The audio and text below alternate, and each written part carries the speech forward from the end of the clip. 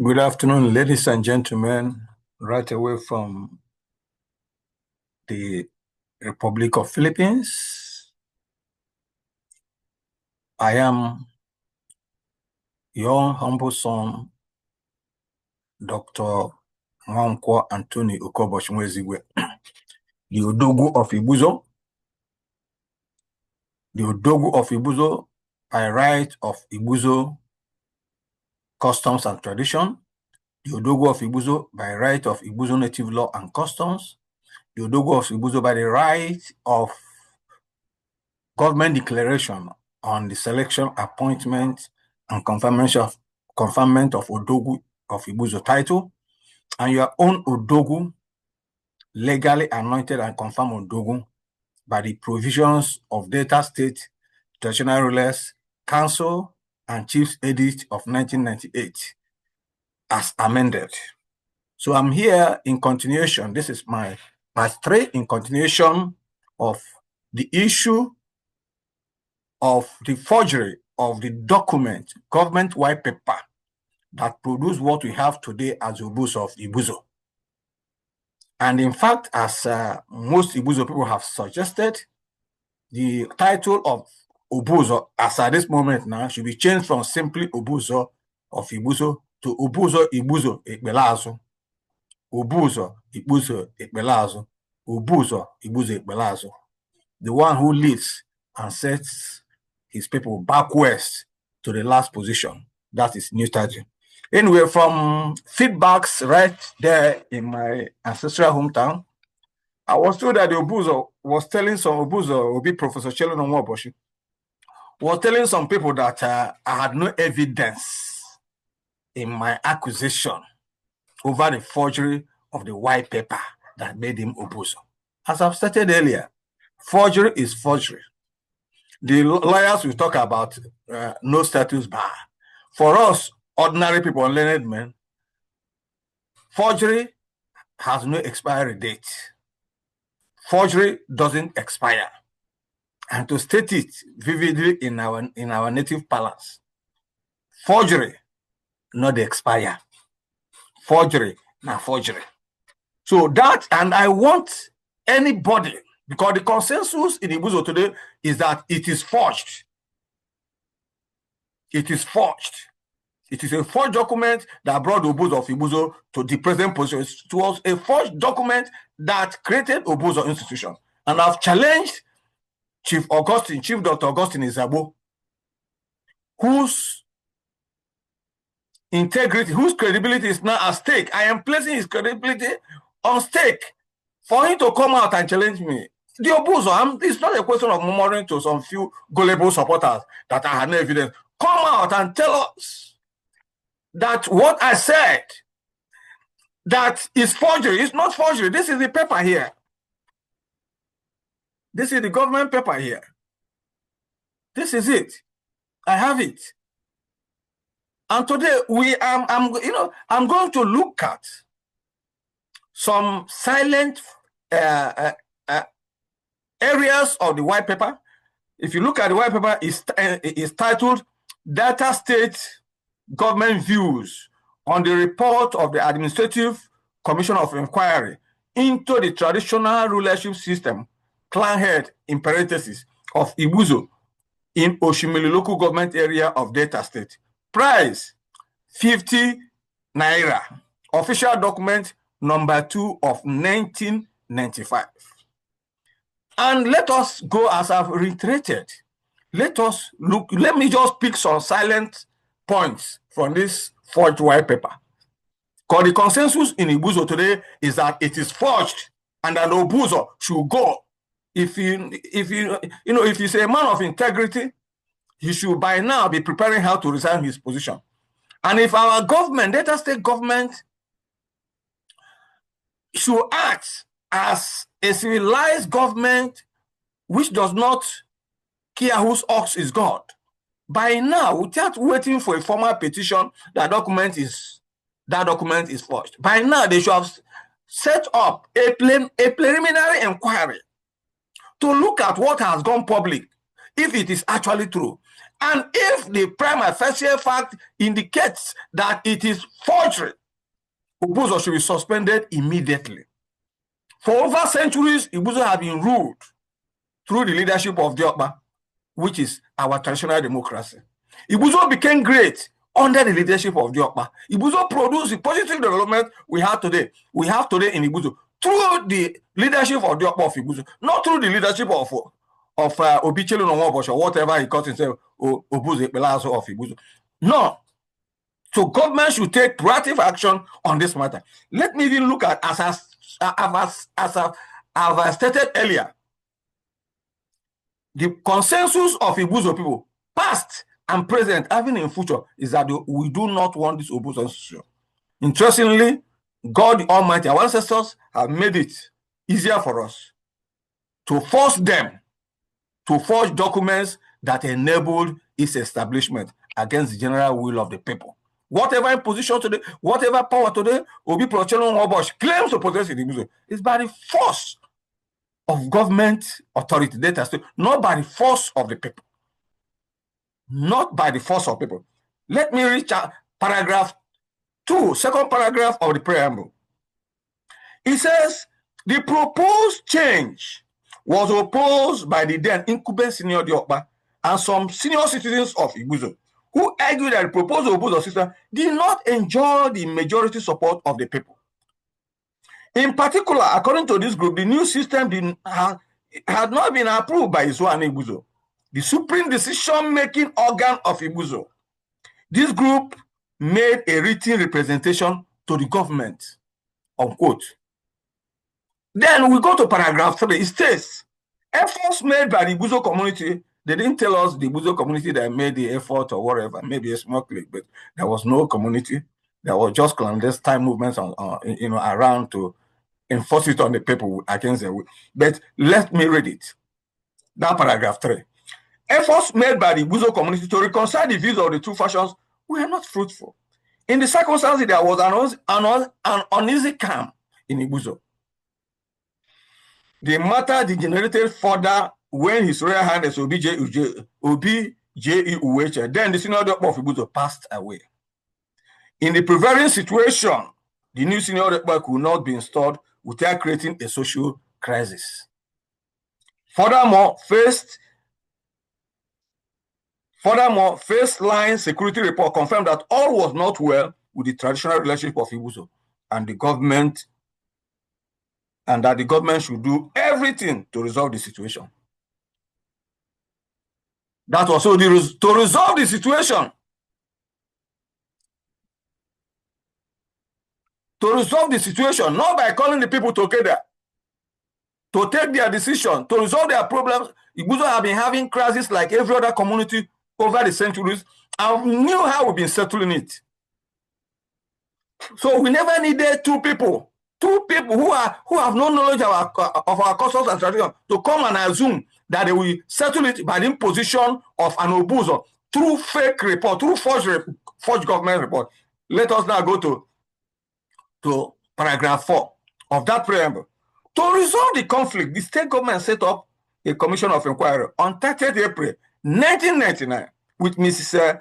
M.A. Ozegbe, a director, and H.I. Carrier, a finance officer, grade 2, in the State Civil Service as sole commissioner and sole secretary, respectively, to inquire into the traditional relationship in IBUSA. Then they set out the terms. You can see these people, raw civil servants, who have no knowledge of our customs and tradition, coming to resolve a crisis that is rooted in the traditional governance of IBUSA. Was that not ridiculous? Was that not laughable? But the point that they were playing the game of somebody. So that is very, very clear. They've not told us. Ozegbe now told us by this white paper, he now resolved the crisis between the elders.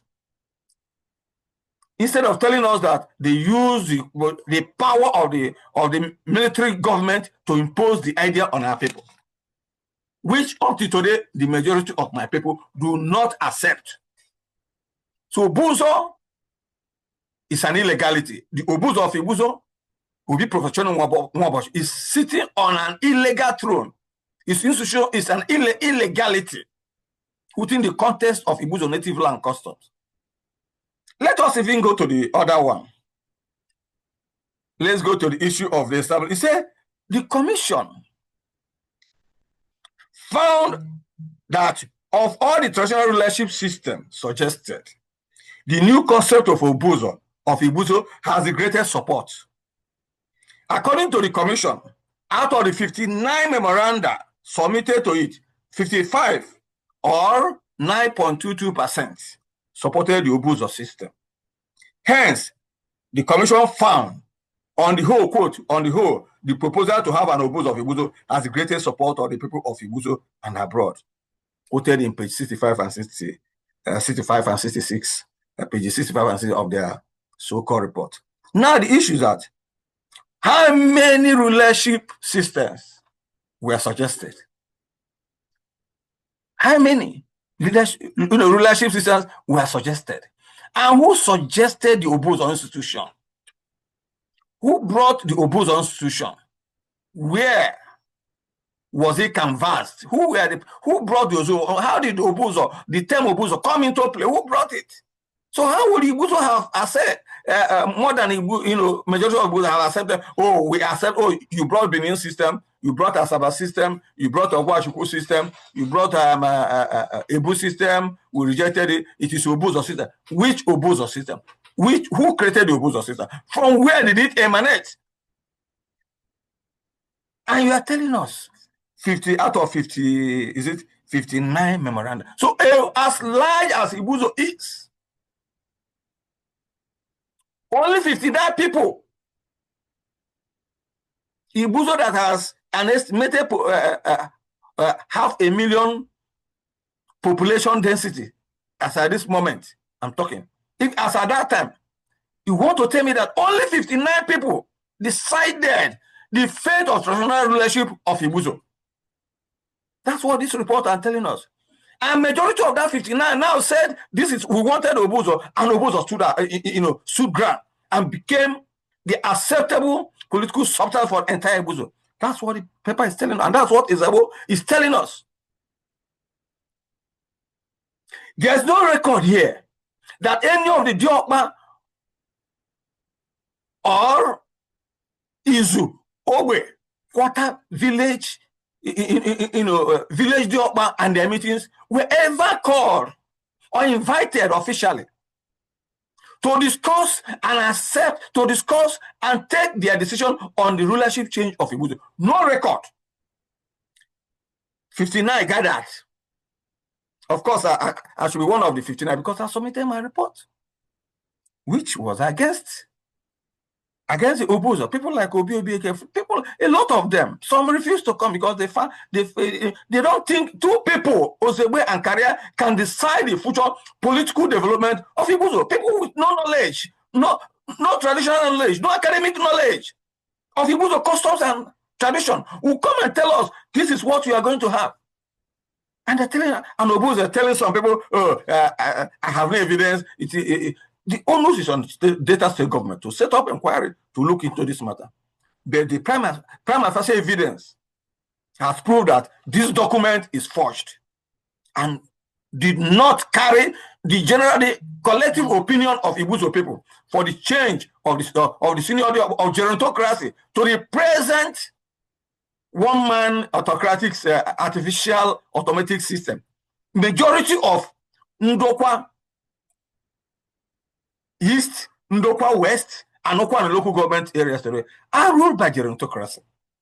And they have never lagged behind their development strategies. They have never lagged back in their identity and whatever. Majority of Kwale today, the three local governments of Ndokwa East, Ndokwa West, and Okwa are ruled by gerontocracy. And you are coming to tell us that few people, I know that in OBRQ today, there are oppositions over the attempt to replace their gerontocratic system to what we now have as a OBUZOR in IBUZO. In modern times, yes. So tell us which 55 people. Publish the report. The report is there in Deputy in Chieftaincy Affairs. I've gone through it. Copy it. Make it public. I've gone through it.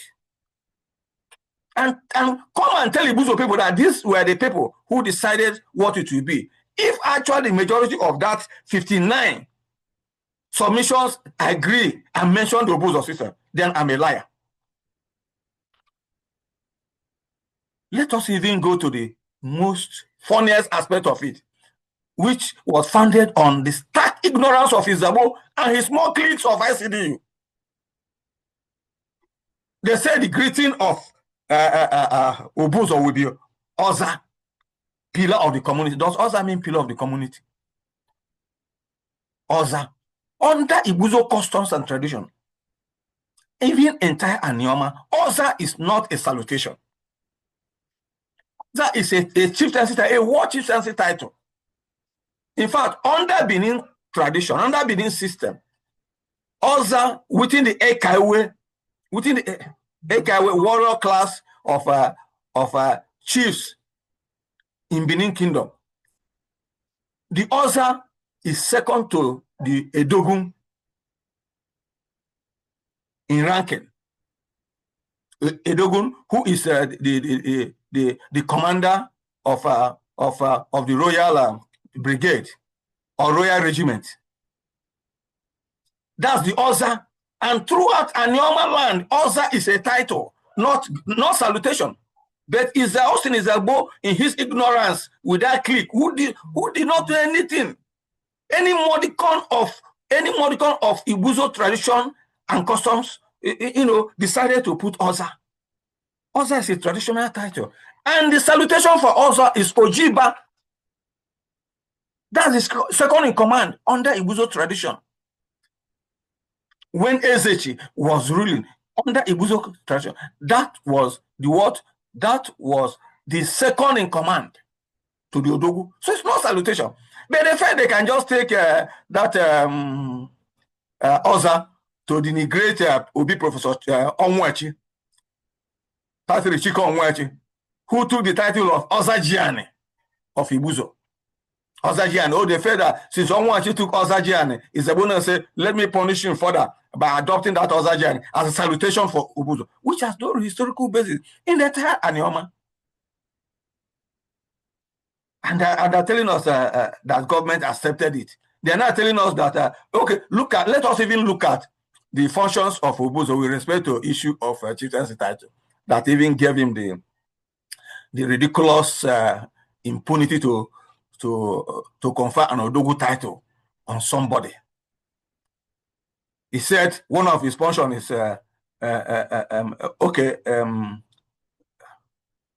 one of the functions of this word mentioned, rubbing the chalk on what IBUSO indigenes and other non-indigenes on the ceremony in which the IBUSO confer chieftaincy title. So, under IBUSO customs and tradition, under Anioma generally, Western Igbo customs and tradition, what is the difference between Imanzu, rubbing of chalk, and conferment? Izabo and the cliques ignorantly are now telling us the difference between conferment of chieftaincy title and rubbing of chalk. Under our tradition, what defines or what legitimizes conferment or what signifies conferment of any chieftaincy title is rubbing of chalk, Imanzu. And for other traditional, other non-traditional rulers, like because they are talking about NWOBOSHI sons and non-indigenous. That you are talking about honorary titles, which they often confer because they needed money, like the case of Fred Ajido, Onwane Tilora, IBUSO. I don't know how far that moon is shining upon IBUSO today, because these are some of the ridiculous aspects of the decadent system of traditional system. So you cannot, for us, from Ikwele down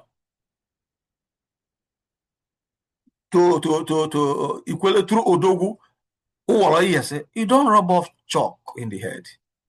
The Ikwele rubs up chalk on our rights, on our hands, not head. And OBUZOR is there telling some people, I will come to that later. But these are one of the laughable aspects of this white paper and laughable aspects of the infantile exhibition of non-existent traditional authority by the OBUZOR of IBUSA. OBUZOR, IBUSA Ekpelazo of IBUSA. OBI Professor NWOBOSHI. So OZA is a title, not a salutation. And the salutation for OJAB is Ojiba under IBUSA customs and tradition. Now let us go to recommendation 10. Let me read it verbatim. Recommendation 10 of this white paper. He said, in its request to the government to change the senior OBI system to the OBUZOR system, which means before even the panel was set up to examine the problem in IBUSA, the position has been adopted that the system has to be changed to OBUZOR system. So it did not emerge out of the inquiry or out of the commission. It was existing before then. The ICDU, IBUSA Community Development Union, suggested that in the case of the first OBUZOR, the contest shall be thrown open to the entire town, i.e. the 3 OTUs. At that level, however, only one candidate from each OTU, i.e. 3 in all, shall be presented to the kingmakers for the final selection. This position of the ICDU is also reflected in its memorandum to the commission, page 12 of volume 3 of the report. To agree with me that was the position Isabo adopted because of Professor Onwechi. That the first OBUZOR, and that is in that particular document submitted called OBUZOR institution, OBUZOR of IBUSA. Now we are coming. Other IBUSA indigenes have made similar requests and are still pressing for the choice of the first OBUZOR to be made open. That was when Austin Isabo was in good terms with OB Professor Onwechi. Let's go further. Now let's go to government view. That now decided to review that initial position that was aimed at making OB Professor Onwechi as the first OBUZOR of IBUSA. Government view. Government does not accept this suggestion, which was conversed before and rejected by the commission. However, the government endorses the proposal contained in the document titled the OBUZOR of IBUSA, attached as Annexure 13, page 5, that the first OBUZOR should come from Otu Odogu, followed by Otu Wol, Otu Yese. The rotation should continue in that order. Now, who printed that Annexure 13 that was titled the OBUZOR of IBUSA? It was printed, I think, by Patoni Printing Press. I don't know if but I can remember it was Patoni Printing Press, but owned by Anene, late Anene from Mpochi village of Omeze. Anene printed that document. Anene was a member of the Caterpillar Force, a member of Premier Club, and a member of CEC, Central Executive Council of IBUSA Community Development in Lagos State, of which Isabo was a prominent member. It was Anene's printing press that was commissioned to print it under Isabo's tutelage or command or supervision. That was it. So if you look at this Annexure 13, what is in Annexure 13 is a verbatim of the views of this white paper. Is, when we remove the government views on this matter and other little distance, but 98% of that Annexure 13, titled the OBUZOR of IBUSA, OBUZOR of IBUZO, is what we have today as the white paper of IBUZO. White paper, government white paper on the creation and confinement of or whatever, foundation or formation or generation of OBUZOR, of IBUZO in title. So that is that annexure. So I am not talking because I don't talk out of, I don't talk out of point. I'm a historian by choice. I'm not a historian by compulsion. Maybe I am not good in sciences. I decided to hide under the study of history. No, I decided to read history as my just course. And of course, I've excelled in my own field. In my 1980 class of Anglican Boys Grammar School at Kukuibo, there in data set, I was one of the best science students. And I was employed as an assistant superintendent in training of signals telecommunication of Enugu Airport, now that's Airport. I was employed as a trainee signals telecommunication officer in charge of the maintenance of ground air traffic control, landing gear, everything, air traffic, ground air traffic equipment. I was trained to manage them. From VOA, NDB, non-directional decon, to everything. I was trained to maintain them as a technician. So I didn't go to study history because I was not qualified to, to study engineering.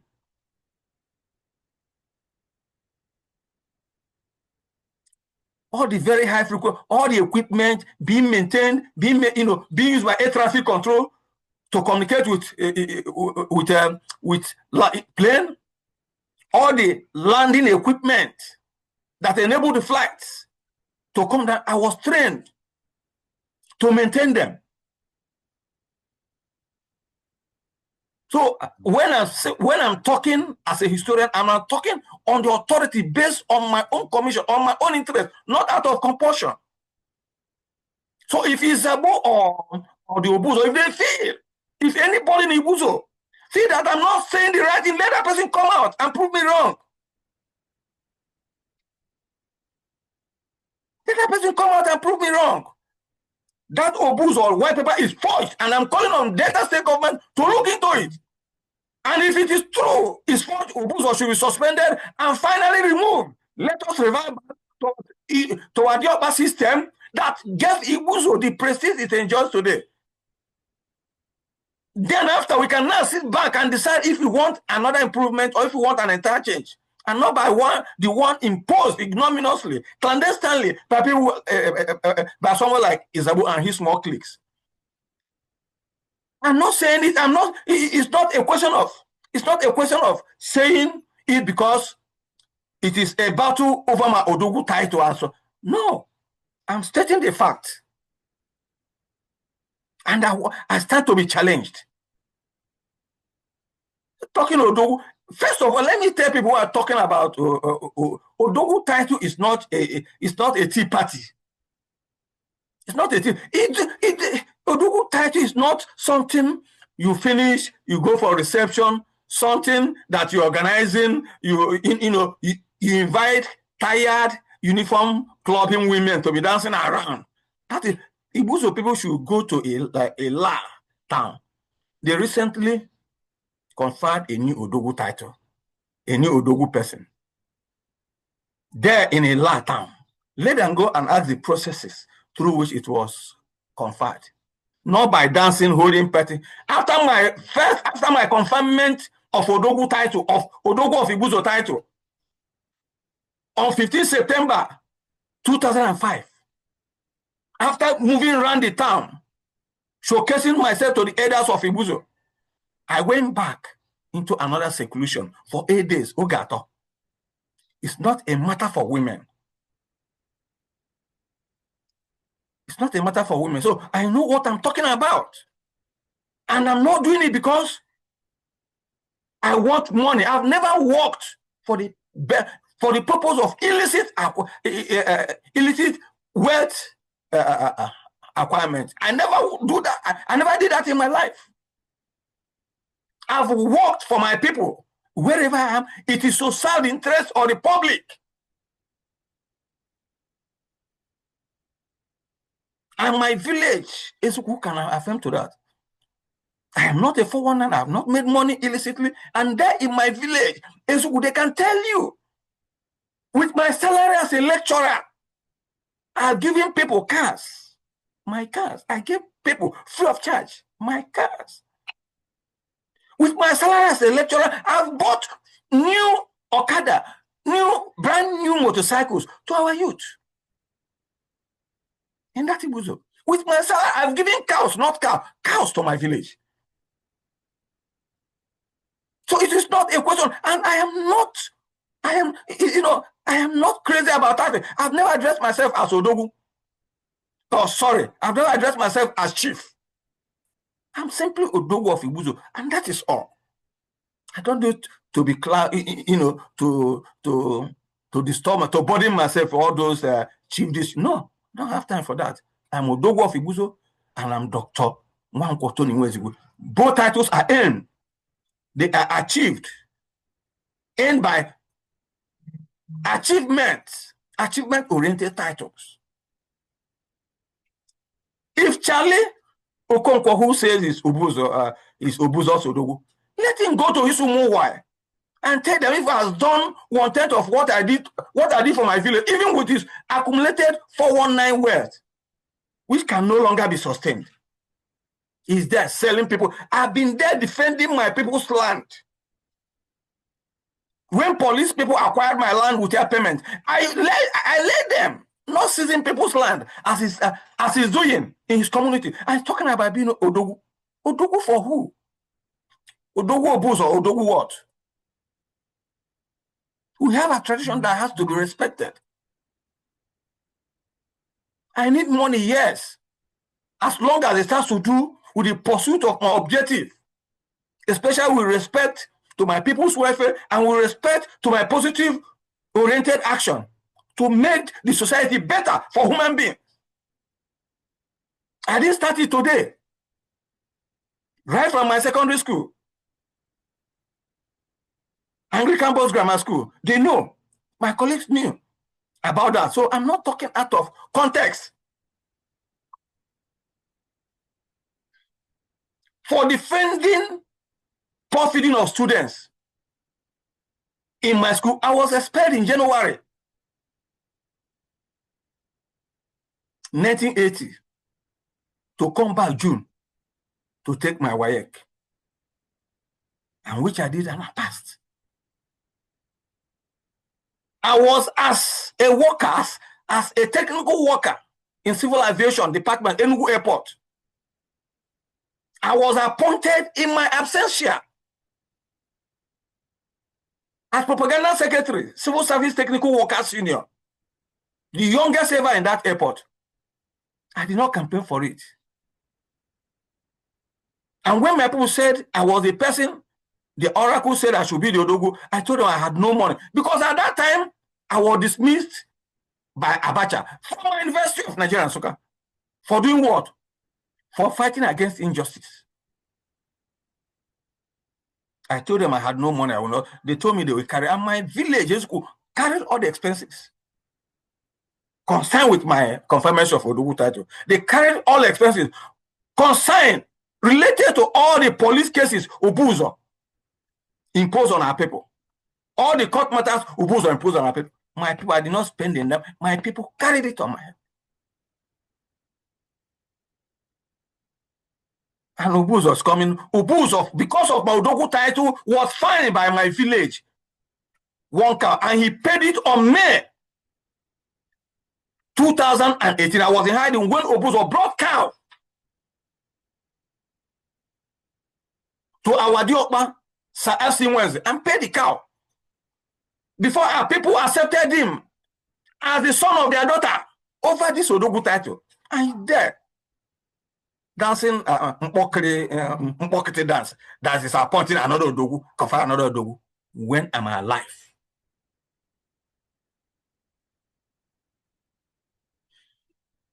I am not mad about traditional titles. I'm not mad about titles generally. I am created to fight against injustice. And I've stepped where many people fear to step. I'm in exile today in the Republic of the Philippines because I did what none of my colleagues, nobody in Nigeria could do. At the height of Buhari's power, not before his death, not after his death in 2017 when they now imposed the effect Buhari. At the height of his powers, I challenged Buhari over this Islamization case in court, Asaba High Court, Federal High Court, Asaba there. I took him to court.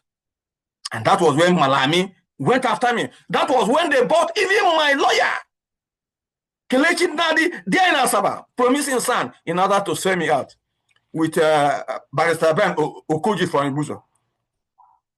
Thanks to Elder Solomon Asemota, Senior Advocate of Nigeria, who immediately waded in and took over the case with Professor Ben Nwabwe, the Senior Advocate of Nigeria. So I am not where I am, not where I am. I've continued to battle. I continue to be engaged in that battle up to today. I'm not battling for political appointment. If I had wanted political appointment in that data state, I had the right connection to do it. If I had wanted political appointment under Udwa, I should have done it.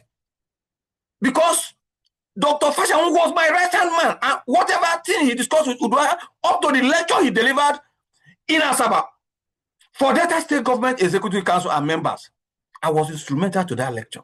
I was there when people like Enrakbo, people like Fred Ajudas were coming to lobby him because of their election and so on and so forth.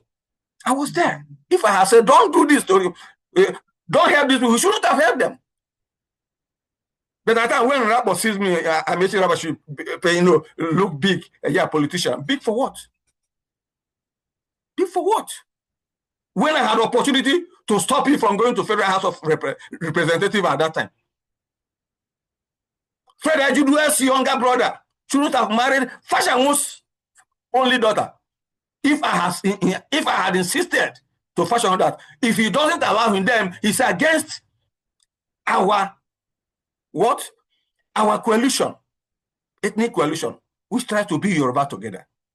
Otherwise, he was opposed to his wife, that his first daughter, a medical doctor, whom she was grooming to take over his Good Hope Hospital in Lagos, will not be married to a foreigner, especially an Igbo man, with a senior brother connected with 419. I said it doesn't work that way.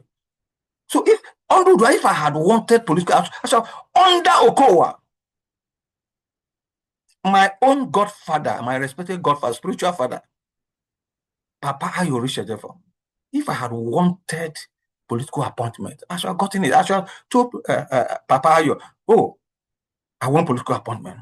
Because after Jonathan failed, I came to him, he told me, Tony, what next? I said, Papa, I'm continuing the battle. That was what I told Pastor Ayo Richard. He said, I said, I'm continuing the battle. I'm not interested in any political appointment. Governor Okowa visited him in his church. And if I had wanted political, I said, Papa, now that Jonathan has failed, can you tell Okowa to give me an appointment? And there was no way Okowa should have refused to honor that agreement. But I said, no. I refused to ask Dr. Fashamu to tell Udwaha to give me political appointment because I don't see any moral reason to work under Udwaha after my own candidate, Chief Godwin Obiolum, was rigged out. And you see me going back to work with his opponent. No, there was no moral basis. And that was why I never lobbied to that. I thought if it's a question of making money, I have connection that will make me rich. But Papa Yorushavo could remember when I told him, oh, I'm afraid of being rich. He said, no, Tony, why should I said, if I become rich like this, I may not be interested in this struggle. He said, no, Tony, you can still be rich and, continue the struggle. Say, this only what I need is money to continue the struggle, not to be rich. People are telling me about whatever. If all the cars, motorcycles, and all the things have been good, if it's a matter of building house, maybe I shall build more than one upstairs. But that is not my priority. All those things do not interest me. If I had wanted to be a professor at my University of Nigeria and Nsukka, far back before 2015, I should have been a professor. That does not fascinate me. My own closest vice chancellor, Professor Bato Okolo, if I had wanted to be a professor, as soon as I got contact with him, I should have told him I want to be a professor. I should have made it possible. His successor called me in his office and said, Dr. Mwezigwe, when do you want to be a professor? His successor. I said, let me think about it. The deputy vice chancellor, academic, Professor Chibu, who later became active vice chancellor, called me and said, Tony, why don't you want to be a professor? I said, I don't want it now. He's alive.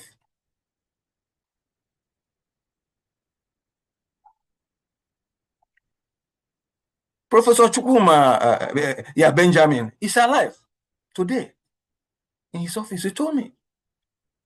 At a point, two professors, my close friend professor, not too close, but very close professors, senior professors in the university, Professor B.G. Nwog and Professor Uju Umo called me and said, Tony, we don't like the way you're bearing doctor. Why don't you want to be a professor? If there's any person, I'm not interested now.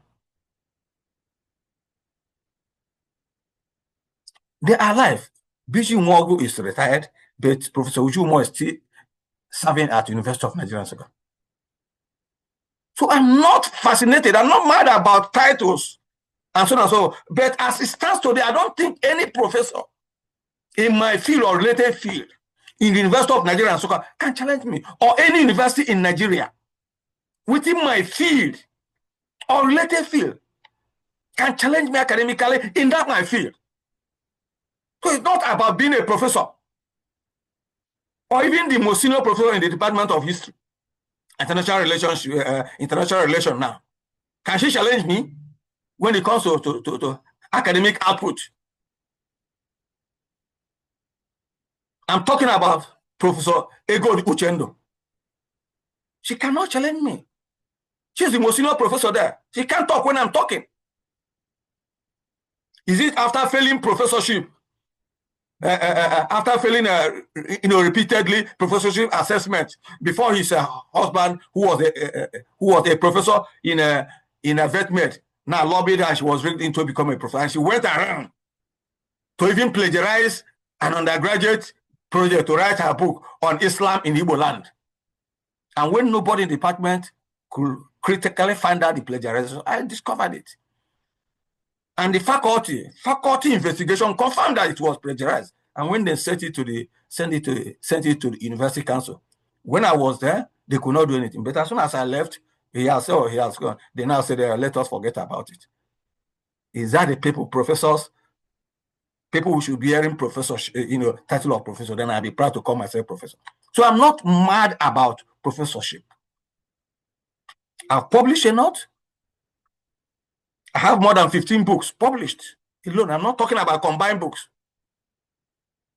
So when I'm talking as Odogo of IBUSO, I'm not talking because I want to bear the title of Odo or chief, because I don't even refer myself as chief. I'm simply Odogo of IBUSO. I'm not doing it because I want to make money.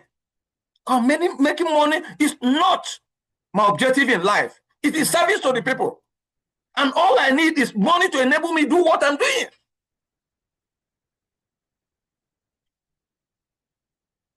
I've worked with important men. People are talking about OBUZOR went to national TV. He's now the chairman of Anioma Technical Committee on Anioma Technical Committee on creation of Anioma State. What does he know about Anioma State? When did he even come into play? When we are talking about those who are respected and regarded as Anioma leaders by Southeast, can he be counted? Only 4 of us decided the course of Anioma relationship with Southeast Igbo. And the position is that generally it will not be of political benefit for Igbo people to have all the Igbo speaking people to be put in one geopolitical zone. That was the consensus agreement with them. That if they needed any help, they can help the Igbo people, those they consider to be Igbo in Edo, Delta, Rivers, Kogi, they should do it. And not to lump them into. There's some Biafra, is it a Biafra IPOB, Macmillan infidels, Igbo ethnic infidels, say that Anioma people, whether you like it or not, must join Southeast Job. And that's what people like. OBUZOR, who is short-sighted when it comes to the history of his own personal history, came in. We were only 4. Achozia, late Colonel Achozia, the present Asaba of Asaba, His Royal Majesty, will be Professor Epiphany Azinge, son. Professor Pato Tome, and myself, 2 from Asaba, 2 from IBUSA, no other person. And when 4 of us spoke, let me now say, Achozia is gone. When 3 of us speak in matters of Anioma relationship with Igbo of Southeast, no sensible Igbo person in Southeast, no matter how the place you are, will come and challenge us. Some riffraffs, both traditional rulers, both non-traditional rulers, both politicians dancing the deluded Senator Nwoko's in Mbokite dance because he needed political liberation. Yes, Peter NWOBOSHI is dead now. Maybe the next contender before him is Okowa. Maybe when somebody else comes in, it's become a big battle for him.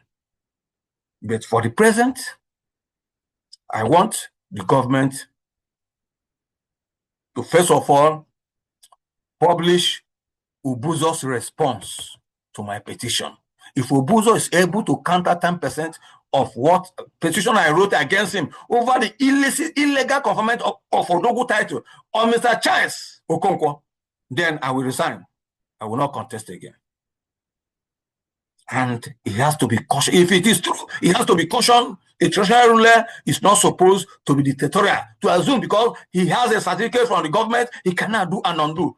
He cannot handle his people with impunity, without respect, without recourse to the established customs and tradition of the people.